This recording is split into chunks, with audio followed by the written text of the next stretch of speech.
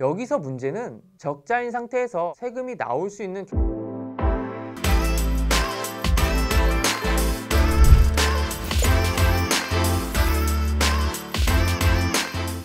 안녕하세요. 새는 돈 막는 세무지식 세무백과사전 백유석 세무사입니다. 사업을 운영하다 보면 여러 가지 이유로 폐업 절차를 진행하게 됩니다. 경기 침체 등의 이유로 매출이 줄어 폐업하는 경우가 있는 반면 매출이 올라 권리금까지 챙기며 폐업하는 경우도 있죠. 여기서 문제는 폐업만 하면 다 끝난 줄 알고 아무런 조치를 취하지 않는다는 것입니다. 몇 달 후 세무서에서 날라온 우편을 보고 그제서야 부랴부랴 일처리 하시는데 법으로 규정된 폐업 절차를 지키지 않아 금전적인 손해를 입을 확률이 아주 높습니다. 따라서 쓸데없는 손해를 보지 않기 위해서 폐업 이후 반드시 해야 하는 세무신고에 대해 알아보도록 하겠습니다.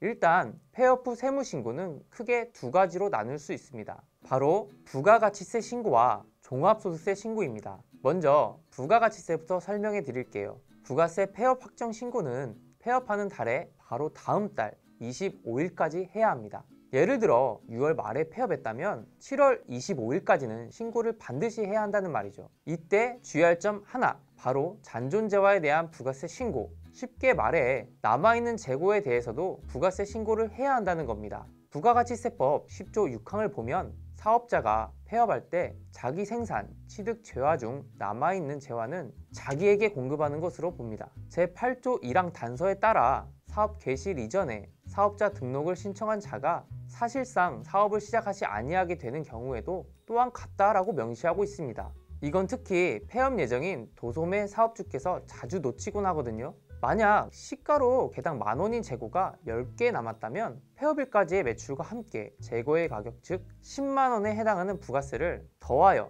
계산해야 한다는 거죠. 이와 관련된 좋은 사례 하나 소개해 드리겠습니다.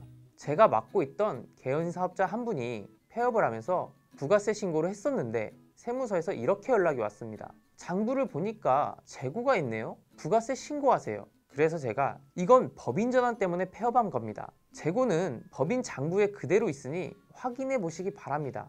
이렇게 설명해서 쓸데없는 부가세 징수를 막아드렸거든요. 이분이 엄청 놀라시더라고요. 큰일 날 뻔했다고. 그래서 또 설명해 드렸죠. 폐업할 때는 체크할 게 많습니다.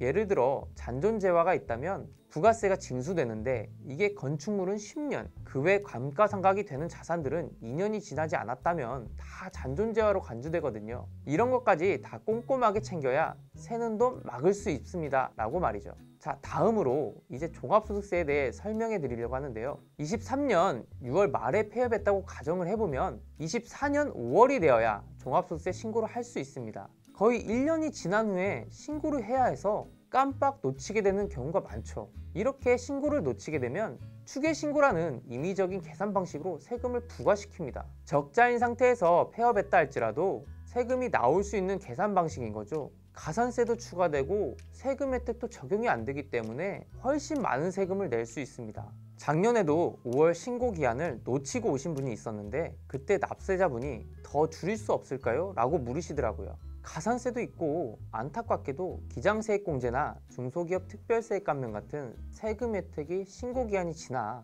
적용이 되질 않습니다 라고 말씀드린 적이 있었죠. 현재는 제 거래처 사장님이신데 이전에 홍대에서 요식업을 하셨습니다. 그때 세무서에서 연락이 왔다면서 저에게 일처리를 부탁하셨죠. 똑같이 세금 혜택도 못 받아서 세금을 많이 내셨습니다.